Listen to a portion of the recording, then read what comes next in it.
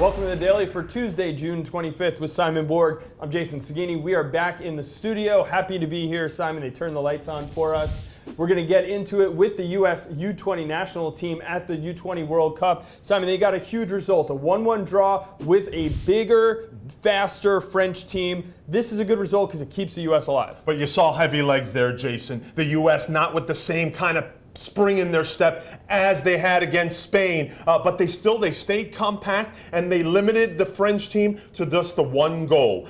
The penalty kick given up, and their superstars in the midfield there didn't do as much damage. But the U.S. on their end, they had a penalty of their own missed by Luis Gil. They get the goal in the last 10 minutes to equalize, courtesy of Daniel Cuevas, and they give themselves hope for the last group game against Ghana, a win, and you got to believe they're into the second round. Okay, that game Thursday on ESPNU. With this year's edition of the Gold Cup starting in July, rosters expected to be announced on Thursday, Simon. But thanks to the Toronto Sun, we actually have heard a couple names dribbled out there of who we should expect to see on this Canada team. Well, Jason, interim head coach Colin Miller expected to get on a conference call with media later today. He'll give the whole squad, so stay tuned on MLSsoccer.com for that news. But Curtis Larson reporting that 4 players from Toronto FC are expected to be part of that squad, including 2 starters, Danielle Henry and Jonathan Osorio. But the biggest name he reports that'll be part of this Canada squad, Will Johnson, captain of the Portland Timbers. Many expected that he would not participate in this upcoming Gold Cup, and you got to believe the Portland Timbers, on a club record 15-game unbeaten streak, won't be happy to lose their captain and their central figure in midfield for July. Yeah, and they're going to be shorthanded because Rodney Wallace, another player, expected to be called up by Costa Rica for this tournament. Let's hear from Rodney Wallace and another player who we expect to be called into the U.S. team. Ready to take on Cuba here in front of my home crowd, the Timbers Army and everyone from Portland. I'm excited that I'm representing my country as well. Well, with the recent changes to the format, every Gold Cup has real meaning now. We always take pride in it, regardless of the Confederations Cup berth or not. But now there's extra meaning, and for a lot of us who haven't been a part of the national team, either recently or ever, it's a big opportunity as well.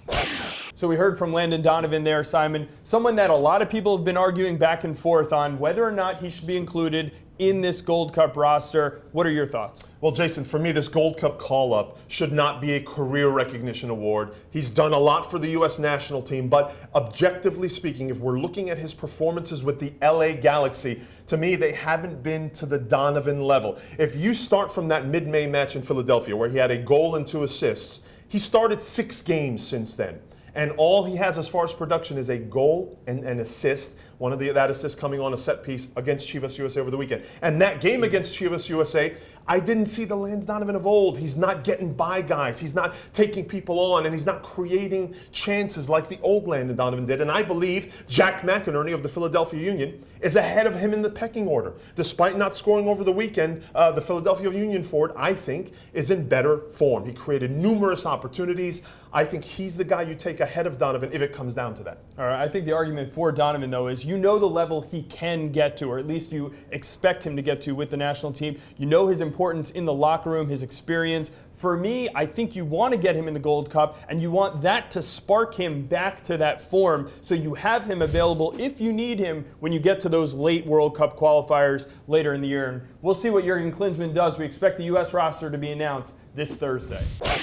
Well, it's time for the Castrol Index weekly update, and the leader this week, Camilo. What a performance it was against Chivas. 2 goals and an assist led to him being named the player of the week. And Jason, right behind him, Connor Casey of the Philadelphia Union. Back to the Casey of old with 2 goals. He's at number 2. At number 3, Donovan Rickards, the Portland Timbers keeper. He has 4 straight shutouts. He's on a tear. Then you have Dilly Duca, a breakout game for this Chicago Fire winger with a golazo against the Columbus Crew. And then Giassi Zardes. For me, the man of the match in the Super Classico for the LA Galaxy, gets the game winner. That guy is going to be fun to watch. He's at 5. All right, plenty to remind you about. Don't miss Extra Time Radio if you didn't hear it already. The guys had Mike McGee, the Chicago Fire goal scorer, on the show. Also, power rankings out today on Tuesday. And if you missed it, instant replay. It's causing a storm as it always does, Simon. You can check that all out on MLSsoccer.com.